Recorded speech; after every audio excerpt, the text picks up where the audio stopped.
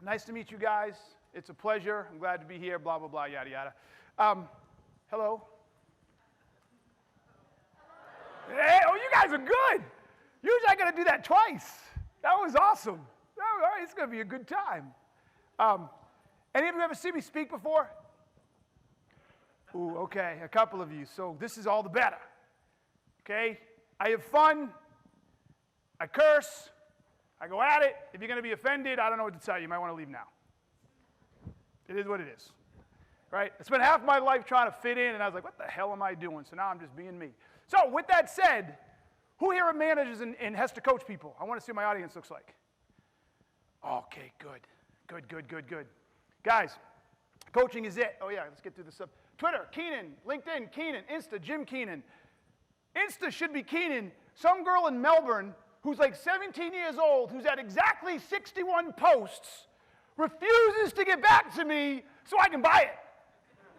I'm like, this girl must be loaded because I'm ready to pay her some money. Like 16-year-old money, not 40-year-old guy money, but 16-year-old money. Like, I'm talking 4 figures. I'm going to pay this girl for Instagram account she never uses, and she has to get back to me. I'm like, damn. Melbourne, Australia. Yeah. I was like, oh, you might look her up. And I tried, first she's private, so she doesn't accept it, right? So I can't get in there and hunt her that way. I try to find her on Facebook. I can't. I'm like, damn, she's wasting a perfectly good name, and she could have thousands of dollars in her pocket. But oh well, social works sometimes it doesn't. So yes, so with this, for the top 3 people, and bear with this is not science, who tweet the shit out of this event and talk about it until we're like, I'll give you a copy of my book, my assistant, Brady's right here, we'll hunt you down and we'll send it out to you. Normally I bring them, but I screwed up and I didn't bring them this time, so go figure. So with that, let's jump right in. So get out your phones, play, tweet, talk, we're gonna have a good time. Okay, this is me, right there, right? Not many brothers ski, I get it, okay? Although it's getting better, I swear to God it's getting better. Because I first started skiing, I shit you not, it's 1989, anybody been to Vail? Okay, yes, love Vail. That's where I started. Well, kind of started. That's where I got better. And I'm at a bar in 1989 called The Club. Awesome place. Don't worry about it. It's not there anymore. So I'm sitting down, minding my own business, and this dude comes up to me and goes, hey, man, were you on Highline today? Now, Highline, for those you don't know, is a really long mogul run. And I'm like, yeah, he was. Now, this man didn't say another word to me. He just turned his back and went to his buddy. He goes, see, I told you he was black. I was like, okay, nice to meet you too, right? I get it, but I love skiing. I got hooked up when I was young. I absolutely love it. I do it all the time. This is an ad for a camp that I actually pay to go to. It's a mogul camp in Whistler. If you like skiing and like moguls, you got to go to this mogul camp. It's called Momentum. I go every year. Well, okay, almost every year. Point of that is I go and I pay people to coach me. I pay people to coach me. Now, on the flip side of it, I am also a PSIA Level 2 certified ski instructor, which is no joke. I thought it was a joke when I started, and then I took the test. I'm like, damn, 3 full days of testing to get your Level 2. I want to get my Level 3, but that's like a full-time fucking job. I was like, I'll get that another time.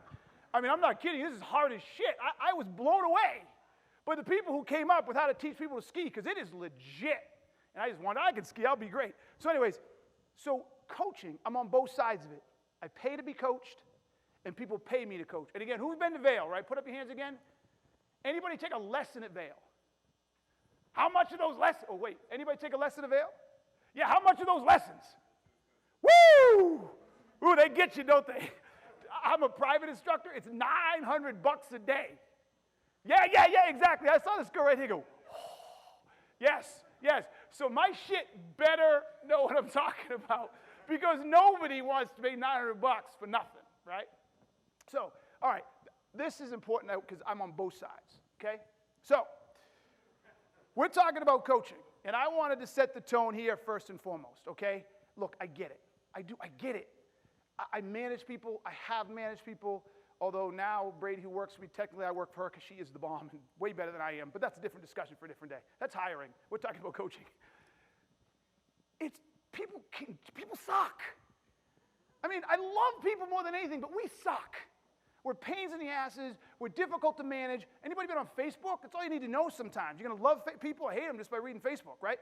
So it's easy sometimes to be an asshole. Just don't. That's the key here. Just don't be an asshole. As a manager, your job is to get more out of people than people can get out of themselves. End of discussion, end of the day, right? That's your job. Look, when we stop turning the screw, like if you're a screw turner and you're the best screw turner there is and you turn those screws really good, and then someone comes to you one day and says, hey, you're a damn good screw turner. I'd like to make you the manager of screw turners. Yes. You don't turn the screw anymore. So stop telling people how to do it and stop beating them up. Teach them, coach them to get better. That's the key. Absolute key. So if you're an asshole, you're not going to get much out of this other than to stop being one or just go. Because if you're this, you can't do what we're going to talk about next. So now that we get that out of the way, look, coaching is the best way to accelerate revenue. Look, there's all kinds. Look, HubSpot. I mean, you spend money, lots of money. I love HubSpot. I spend money on it too. But that's a lot of money. Other tools are a lot of money. Training's a lot of money. But coaching, people are already here. And remember, your company is paying each one of you to lead. To lead. So you're already being paid to do this. So this is one of the best ways to accelerate revenue without spending a lot of money. Getting the most out of the resources you already got. Kind of sounds kind of cool, doesn't it? Like you don't got to go buy anything new. Just do really good stuff with what you have. There's no better, more efficient way to accelerate growth than coaching. So we're going to talk about how to be really good coaches. Really good. I'll go a little slower because I see people taking pictures of that. You like that slide? I thought it was an average slide, but this guy likes it. Did you get it?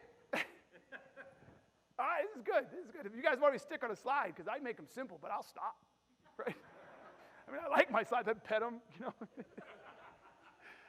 Right? Okay. So one of the things we've done is I was just curious about coaching. So I'm in the process of a study. And I'm not the Pew Research, so, you know, it is what it is. But we're looking for a few more, and we'll be publishing this soon. A few more people to take it. We'll be publishing it soon. But early numbers of this, 67% of salespeople do not get coaching. And by the way, this is salespeople. Sorry for marketing or anybody else. This is salespeople. 67%. So I keep thinking, well, what the hell are managers doing? Being assholes. Right? I mean, because if you're not helping your people doing stuff, you probably run around telling them to be at meetings, telling them how to do it, like working them. Right? So we need more coaching. Of those that do, only 30% say it's good. So now I'm terrible at this. If there's a good mathematician in here, please tell me what that 29% of the total turns into. I'd appreciate it. But that's a small number. I know that. Of the total 100%. 61% say, well, it's good. I get some good nuggets here and here. Right? It's okay. I get something out of it. It's not a complete waste of my time. Right? 59% said they'd absolutely want more coaching. Now that I thought was interesting. People who aren't getting it want it, and those who are getting it want more, which actually makes me feel good. Because what that says is we have a whole workforce, at least a sales workforce, who want more support. They want more guidance. They want someone to help them. They want to get better. And what better workforce to have than a workforce that says, hey, I want to get better. I want to improve. Anybody here have someone who works for them that thinks they know it all and doesn't want to improve? Anyone? Yeah, what are those people like? Oh, yeah, my God, I can't stand those people. Oh, I try to, you know what's so funny? I'll tell you a quick story. She's going to keep me on time, sorry. But as a ski instructor, I had Barry Diller. Anybody know Barry Diller? Wow, that surprised me. So Barry Diller is the CEO of IAC Corp. He actually sold Fox to Murdoch, and IAC owns this big conglomerate. Okay, doesn't matter. Well, fairly wealthy guy. Okay, he's married to, I say this, he's married to Diana von Furstenberg. Oh, yeah. Okay, I knew that would do it. Yeah, right? And so I was teaching him and his stepson, Alex von Furstenberg, Diana's son. Good-looking guy, actually. I was like, wow, comes from money loaded and a good-looking dude. But he's kind of an asshole. He left his wife for the nanny, so, you know, don't be an asshole, right? And I'm skiing with him and his kids. And Barry's a nice guy, but he didn't want to learn anything.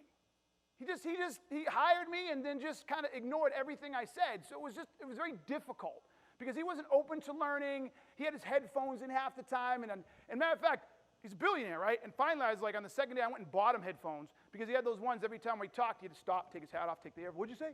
And then I'd put it back on and play. So I wouldn't spend $40 so you could just press the button. You know what I'm saying? And ask me if you paid me back. But anyway, so coaching people who don't want to learn are difficult. And we're going to talk about them later. But people want to learn. This is important. This is the message I want people to get. People want coaching. So if people are telling you they don't want coaching, you get the wrong people. Or you need to start giving them more coaching because they don't realize it's available to them. Okay, so weak link versus strong link. There was a study out about soccer.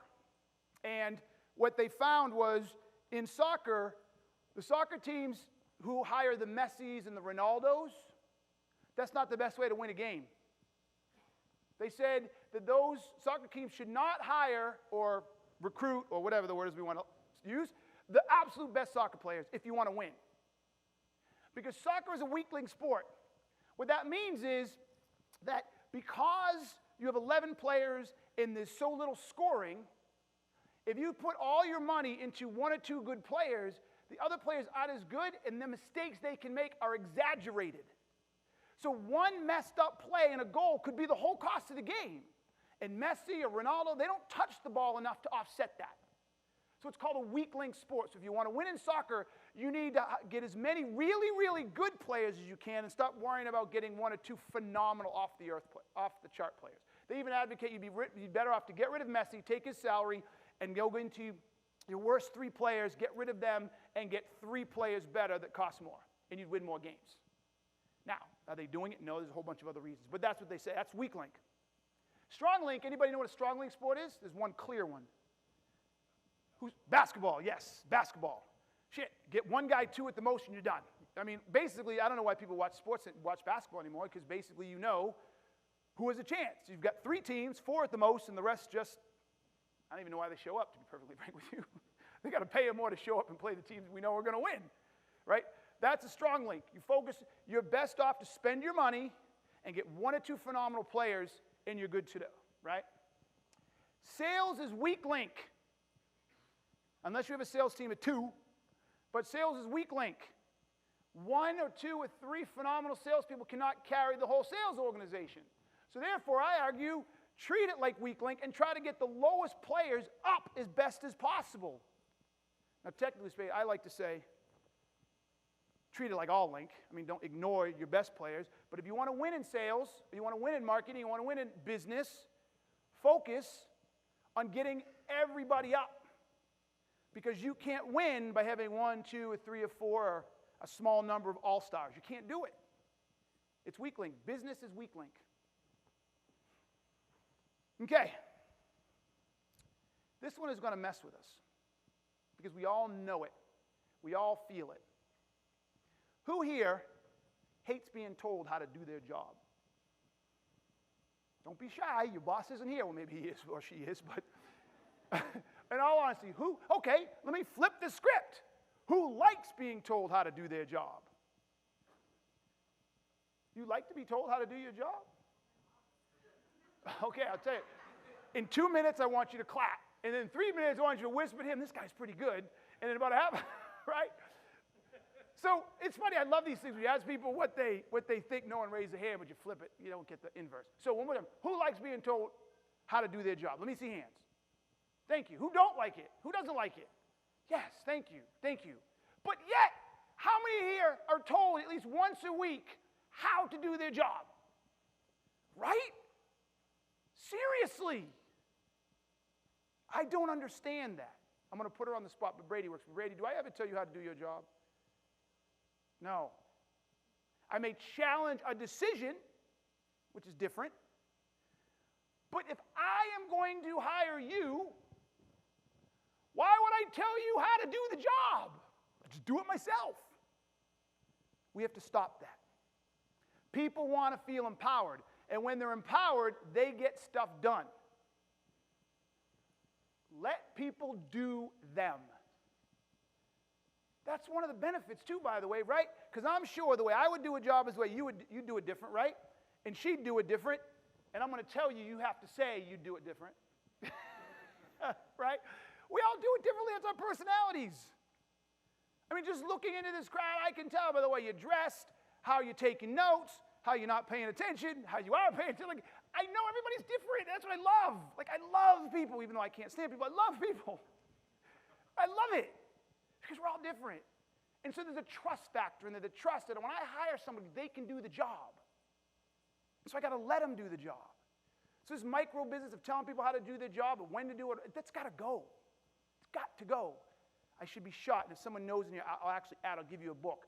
I think it's Taylor, the person who invented modern work efforts and the whole structure of doing it by a certain way, the manufacturing process. Was that Taylor? Did I get that right? Hey, look at that. Check me out. I got it. So those days are over. The days of telling people how to do their job and micromanagement came at a time when we needed it, but that's done. You need to be hiring people that can do the job. You need to set a goal and then let them go get it. And I call that the freedom box. Okay? The freedom box is my favorite thing because I get it. Look, nobody wants to fail because someone can't do their job. Don't get me wrong. I'm not saying, hey, let people be them and go screw everything up and drive you into the ground. I get it. We have to make results. So I'm a big believer in is you set goals and you tell people you set the box of where they can work. You set the parameters. I want you to go do X, and here, you can do anything you want, just you can't go outside of the box. Okay, you can't go spend $100 million. Or you can't get on a plane and go to freaking Dubai. I don't know. You just set a box of what they can't do. It's not much, though. And then you give them all the freedom in the world to work within the box. Tons of freedom. Now, this is the part. If the numbers start to suffer, then you make the box a little smaller. You say, okay, look, I like the idea that you thought a sandwich board was going to get revenue, and it didn't work. So no more sandwich boards, right? But if you want to try other stuff, go for it. Because here's the deal. We laugh at the sandwich board, but someone came up with such a silly idea and it actually worked, and if they'd asked the boss would have said no, and we wouldn't have benefited from that silly idea, right? So give them the freedom. If it doesn't work, make the box smaller. If they're still not getting it done, make it even smaller. And if they're still not getting it done, you've got the wrong person, let them go. Put them in a new job. But never start micromanaging. Never start telling people how to do their job. Show them what you want them to accomplish and let them go do it. Okay? So the way we do this, though, the way we empower people is coaching. And that's what this is all about. But I want to set that whole thing. We want you guys to be killer coaches. That your direct reports are coming to you and saying, oh, snap, they can help me. This is going to help me. I want to talk to them. I want to spend time with them. So here's the coaching framework, okay? Now, I cannot tell a lie. I got this as a ski instructor. I mean, so there's something called contextual knowledge. Anybody heard the term contextual knowledge? So you know the Dyson guy who invented that vacuum cleaner that has the turbo no bag?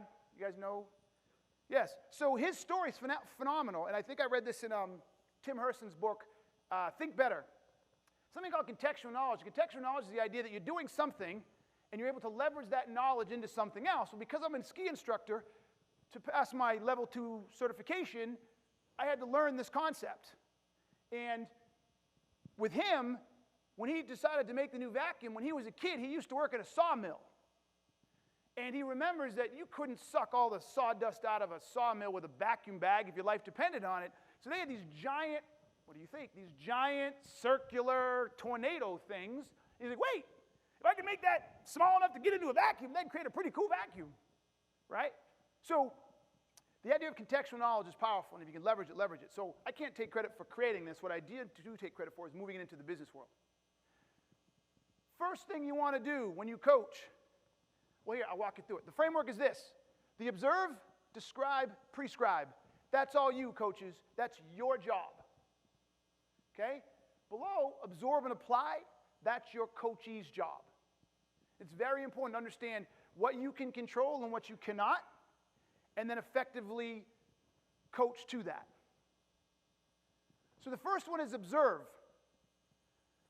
Your effectiveness of a coach starts and ends, and I can't say this enough, starts and ends with your ability to watch what your employees are doing or employees are doing. If you're not paying attention and you can't see them actually do their job, it's going to make it very difficult for you to coach. People come up to me all the time, they're like, hey, Keenan, I went skiing, I did a great job. You gotta tell me what I did wrong. And I'm like, you got a video? Nope. Then let's go skiing some, can you show me? Nope. It's guesswork after that. I go, all right, tell me what you did and I'll do my best. Oh, when I make a turn, I have a hard time getting my ski around, or I can't ski moguls because I get thrown in the air. Well, okay, I can make assumptions. Because in skiing, I always mess this up. There are four movements in skiing. That's it. This is crazy, right? I know those of you who ski, like only 4. Literally, this is why I'm so impressed with the ski industry. 4 main movements. Everything comes out of these 4 movements. Fore aft, I'm too far forward, I'm too far back. Foot to foot pressure, my ability to go from side to side. Rotary, the turning, and by the way, it's not how you turn, but I have to do it this way. And then tipping and edging. That's it. So when someone tells me they have a problem skiing, I know that it's any one of those 4 things. But without watching them, I don't know what it is. So when they say to me, oh, I have a really hard time in the moguls, I could assume it's foot to foot, or flexion and extension was another piece of it, but don't worry about that. I could assume it's this, but I could be wrong. It could be how they're rotating, and they're rotating with their upper body, and counter rotation doesn't serve them too well. So I'm just guessing. But the minute I watch them, boom. So as a manager, you have to set up in your organization a way to find observable moments. So depending on the job you have, whether it's a digital marketing manager or the CEO or the sales manager, whatever the case may be, you have to set up ways that you can watch and or listen. In the sales world, I highly recommend sales recording, call recording software, like Exec Vision and Gong, things like that, because I can sit in and listen to the person actually talk. And I can hear the conversation between them and the customer, right? Yes, but it's awesome because I'm like, oh my gosh, look at what we can do here. We get so much better, right?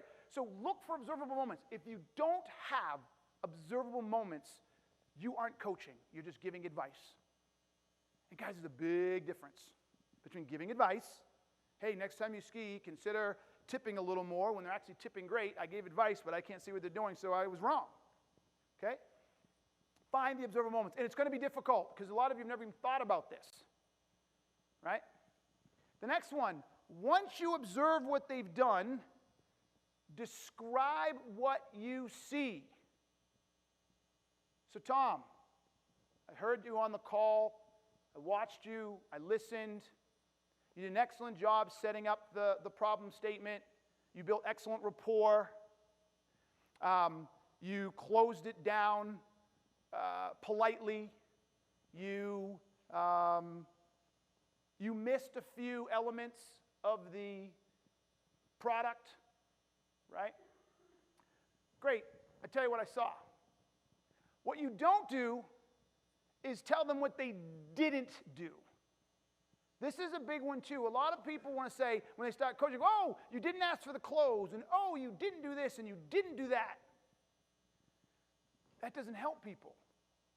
If I say to you when you're skiing, oh, you didn't rotate at the hips, what does that mean? Then okay, what did I do? Right? What did I do? If I didn't do that, what did I do? You want to start with telling people what they did, and this is very difficult. It's going to take practice. It really is going to take practice. And one of the ways I like to make it better is you describe what you saw, tell them what the impact was. I saw that you closed it down politely. You shared some good knowledge about our products. But when you did that, you didn't create an opportunity. Now you can say the impact. The impact of that is you didn't create an opportunity for a dialogue on their problem set. Or you didn't create an opportunity to ask them what their next steps were. That's the impact. When you close down politely and, oh shoot, I'm on the fly now. Close down politely and talk about their kid, the impact of it is you miss an opportunity to find what they didn't like about the conversation. You miss this. So you want to create a correlation between what you saw and the impact of those actions or that behavior. Because now that roots them in the outcomes. And what happens when we're assigned an outcome we don't like? What do? No, okay. If you don't want to get any better, you procrastinate it. I'm sorry? Resist. Okay, so this is interesting. If you're trying to get better, or you want to succeed at something, and I tell you that doing this has a negative impact, what do? Who said change? Yes. If you have people who are coachable, they change, right? Because you're saying, look, I want to sell more. And when you do this, it doesn't create an environment for you to set up the next meeting, which increases the opportunity that someone else could come in and take the deal, or you didn't learn what the main problem was, so it's going to be hard to position it with the customer. Oh, shoot, I need all that to close the deal. So I'm not going to do this next time because I won't get to my goal, right? So when we tell them the impact of what they're currently doing, if they're looking to get better, their natural reaction is, oh, snap, okay, I don't want to do that anymore, right? And what are they going to say if they don't want to do it anymore? Then they're going to say what? Who said that? Oh, this guy's good. What should I do? That's like the natural next thing, right? What should I do? Hey, prescribe. This is where you get to start prescribing what they should do. You can tell them what to do instead of what they were doing. And that's looking forward. That's setting them up. So if the goal is to create more engagement or create better content or engage with a customer better or set up a meeting better or close the deal better, whatever it is you're working with them on, you can prescribe. So instead of doing what you did, my recommendation is you do this. Before you get into the dialogue about them personally, spend a little more time asking questions about the problem. Or before you create content that looks like this, consider doing more research and grabbing studies. I mean, I don't know. That's the hard part about this. Every single one of you has a different job and a different set of goals. But you know where I'm coming from, right? Right? There's the power. That's where you win. Telling what to do next. So that's your job. Find the observable moments. Describe what you see to the person you're coaching. And then prescribe what they should do to get better. Right? And then, of course, describe the impact of what you just prescribed to them. So when you do this instead, this will happen. That will anchor them in it. Now, then you want to watch what happens. This is critical. You want to see how they take the coaching. You guys think this Red Bull is an accident that it's matching everything? You think that's an accident? But no, you want to see what happens, because this is critical. The first thing you're looking for is, are they absorbing what I'm saying? Are they taking it? Can they understand? Are they getting it? Is it sinking in? Anybody got kids here? I got 3 girls. They are 12, 10, and 7. Now, I don't know if I'm the oldest. Anybody here the youngest of more than 2? Okay, so you guys may or may not get this. I don't know. But it seems to me that there's this inverse thing that the younger ones still have to figure it out, the youngest, because they watch the older ones. So my youngest one is like, I can coach her like nobody's business. Okay, babe, this. Oh, yeah, I got it. Okay, what do I do? My oldest one, hey, Daddy, I hate that I don't start on the soccer team, and I don't like that I'm not that good. And I'm like, okay, you should know I know what I'm doing. She complains the most and is the least receptive to any coaching. My youngest never complains about anything, but then I'll give her some coaching. Ooh, that's a good idea, Daddy. Daddy, did you see I did that in the soccer game? I'm like, you're good, right? So I don't know what it is. Some it goes in, some it doesn't. But it has to go in. You want to be watching. Did they absorb it? Okay? Then, and this is, I'm kind of rough on this one. Unless you're coaching something complex, and in my case, I don't believe that's coaching, I believe it's training. When you're teaching somebody something new. Coaching is, this is clear by the way, coaching is helping people get better at something they already know. Training is giving people new stuff. So please understand the difference. This coaching is, you know what to do, and you're trying to do it, and I want to make you better. Training is, this is an entirely new approach, a new method. Like, this is kind of training what I'm teaching you here, right?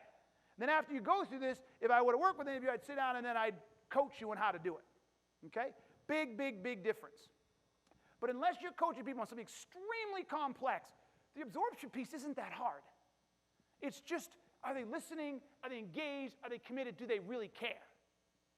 And so you should see that pretty quickly, okay? Now, the application piece, that's going to take time.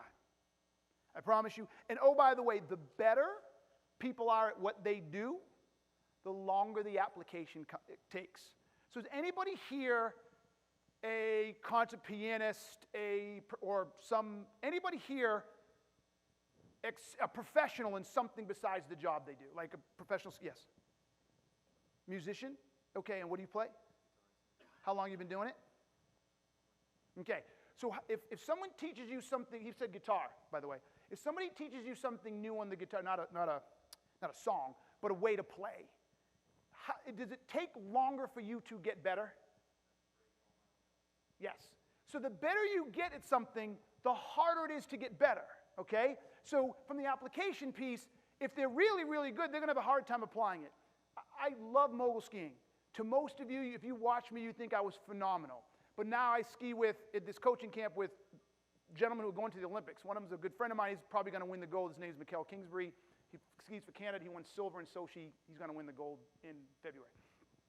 I can't do what they do. Like, it drives me insane. They show me, they tell, I get it. It's absorbed, people. It's absorbed.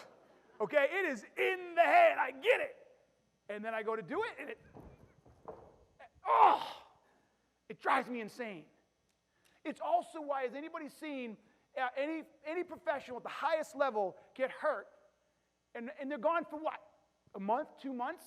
Like in tennis or golf, and it takes them like 3, 4, 5 months to get back, right? They're so good that just staying there is hard. So if you're coaching someone who's really, really good, you've got to have patience for the application piece. If it's new to them, then they should be able to apply it pretty quickly. But you're looking for absorb and apply. Okay? Now, once you understand this framework, it can't be reactive. You have to create a coaching culture in your organization. Coaching needs to be scheduled.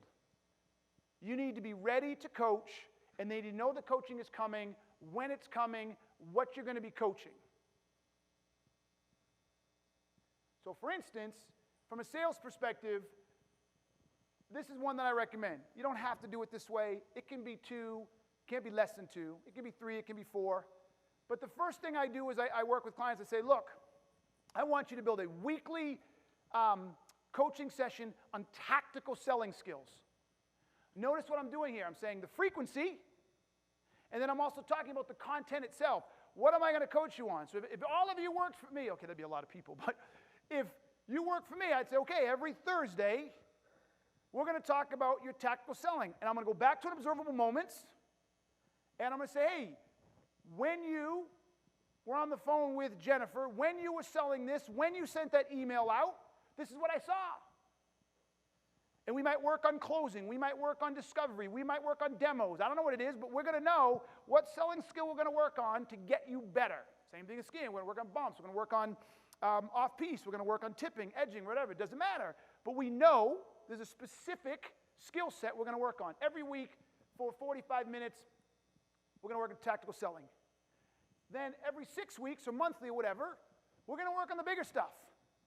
You want to become a sales manager, you want to become head of marketing, you want to become the CMO, you want to become whatever, great. Let's talk about that. Let's talk about those bigger personal skills. How good are you at collaboration? How good are you at finance? How good at budgeting? How good are you at informal leadership? You want to be a leader, but I watch you every week diminish your teammates and make them feel bad. Who's going to want to follow you? So I coach him or her in those broader areas. The message most I want you to walk away from here is this. You have to have regularly scheduled coaching if you want to build a coaching culture. If not, it will end up feeling more like performance reviews or critique or criticism. I'm going to talk about this in a minute. We're trying to build a culture of improvement where people want to get better. And the only way that it works is if every person being coached feels like you have their best interest in mind and you're going to make them better.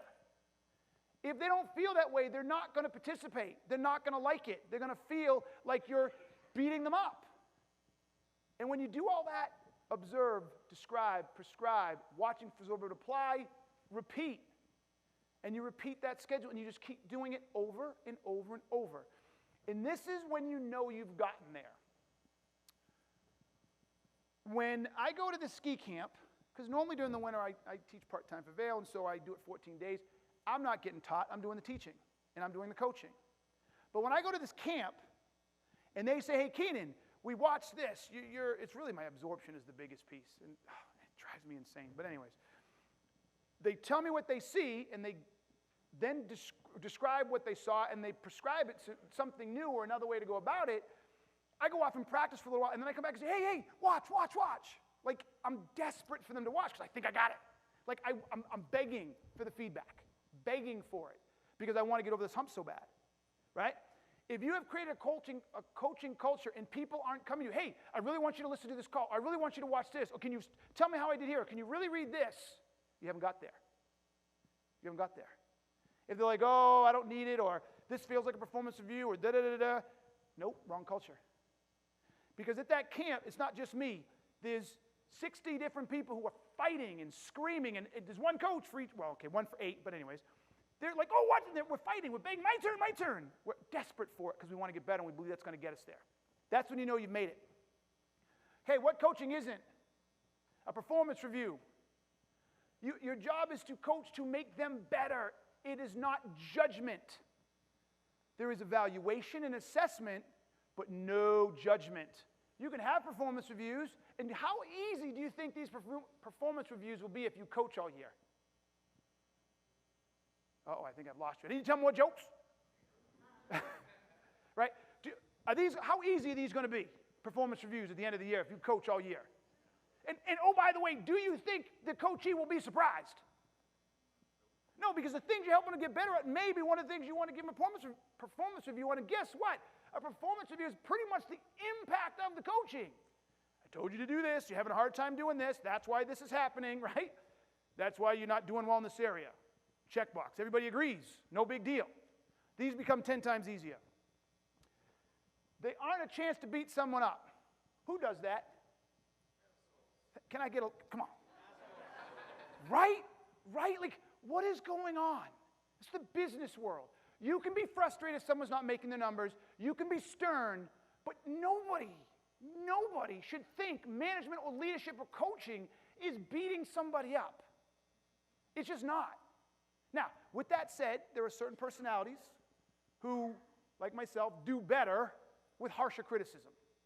I don't do as well if you constantly, oh, that looks great. I'm like, I know it doesn't.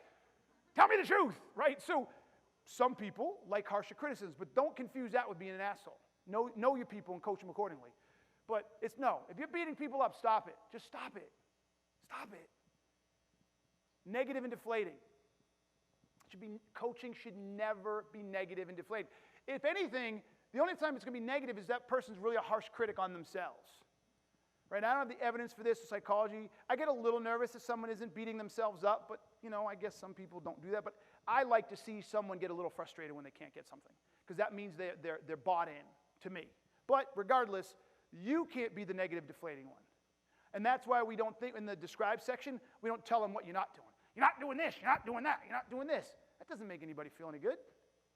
And a lot of times they don't even understand what they're not doing. You got to tell them what they are doing so they can anchor that in what they're not doing. Okay? If any of this is going on, you're not coaching. Okay, bonus slide. You guys are ready? Like, oh, what's this cat going to throw at us now? Woo. Get rid of anyone who's not coachable. I can't say this enough. I cannot say this enough. And I'm not kidding. I could butter it. I could soft step it. No. Uncoachable people, even if they're performing, are going to be a problem for you. Why? They don't want to get better. Yes. And if they don't want to get better, what? They don't change. Has anybody worked in an organization that never changes? Okay, to get out of that organization. But if you don't change, if you can't get people to change, even if they're doing well now, they're not going to be doing too well later because the world's going to change. Right? Just don't waste your time. walk straight to HR, and if any of you have someone here and here who isn't coachable, write their name on a piece of paper. When you get back to the office, end of this week, whatever, walk in HR and say, okay, look, this person is uncoachable. How do I get him out? Don't waste a second. A second! At all. I'm not kidding. You will remember this. I've had a couple. They frickin' suck, and that's not the word I wanted to use. I don't know why I didn't drop the big one. I'm being nice to you guys today. God. And if you lead managers, get rid of the assholes. Because they suck it out of a company. They absolutely suck it out of a company. Who wants to be coached by an asshole? Because an asshole does all this other stuff. Right? Oh, shoot. Right? An asshole does all this other stuff. Anybody want to coach me on how to work one of these suckers? Right? So, guys, don't do it. Get rid of people who aren't coachable. Get rid of the assholes. And now you can thank me.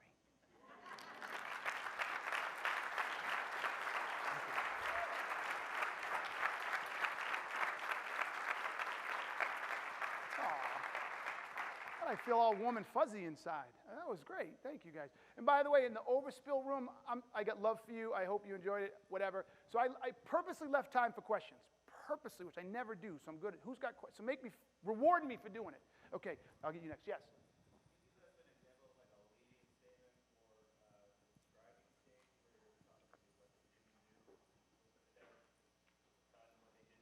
So you're going to address the didn't do in the prescribed section. Right? So, an example, if I'm skiing and you didn't edge, right? I'm not going to tell you didn't edge. I'm going to say, hey, you skied down well, nice. You rotate the hips, but and I saw you twist your skis. Okay, ski twisting is not edging. So I said, and so when you twist your skis, you create friction on the snow, and it's difficult to twist back because you got to rotate your upper shoulder, so it limits the speed of the turn, right? So I'm just describing what I'm seeing in the impact. What I recommend, prescribe, is rather than twisting, I'd like to see you edge. By getting on your edge, you set the ski. The ski is cutting away to automatically turn once you get on your edge. See what I've done? Yeah, you got it. See what I've done there? Just in the describing phase, simply describe what you see. If they're not doing something you want to see, what is that? Where do we do that? In the prescribed. Yes, right there, man. I like you. Yes, and that's what you do in the prescribed stage. Yes. Wait, I promised him. Yeah, do you have any cases where you coach in groups? No. Great question. No coaching in groups. No. No. You got to set up one-on-one time with your people. Okay? Yes. Wait, back here. Yes.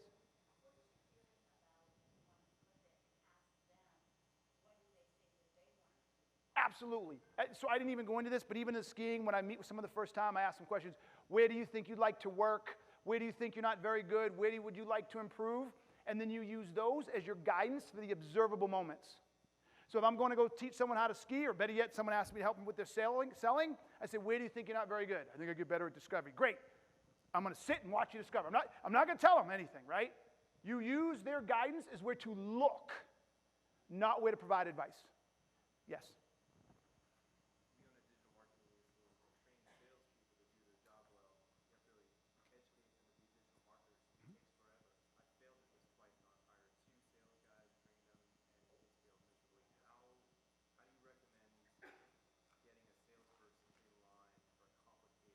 Okay, whole different discussion. I can talk to you after, we can set up time, but that's a lot bigger. Yes. Yes, and then yes. Yeah. So, great distinction between coaching and training. And coaching to me is coupled with you would like to get coached from someone you trust. Yes. Or you believe in, right? So how do you build that trust first before this practice? So, great question, and by default, whether we like it or not, we have managers we report to. So if you're a manager, the way you gain trust that you can help them is, one, make sure you know your shit, right? You better know your job, and you better know how they should do their job. Now, this is important. With few exceptions, even skiing, with few exceptions, you don't have to do it as well as they do. You don't have to apply it as well. You just better know how to apply it better than they do, and you better understand it as well or better, right? And then you build the trust by observing and sharing your observations about where they could get better and how. You go right to observe and describe an impact, and everybody's open to it. Hey, I saw this, and when this happens, here's the impact. You told me you want this outcome, not this outcome, so if you do this, I think you'll get closer to this outcome. Who's going to fight you on that? Right? Because your feedback is in the world of the results, the impact of their behaviors, and as long as it's rooted in where they want to go, who fights you on that? Right? Did that help? Okay. Yes?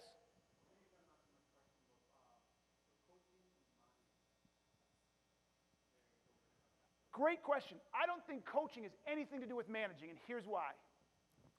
I'm nobody's manager on the ski slope. I can coach someone who's above me. Like companies hire me to go in. I coach the CEO, right? So great point. Managers will usually coach, but not all coaches are managers, and not all managers are coaches.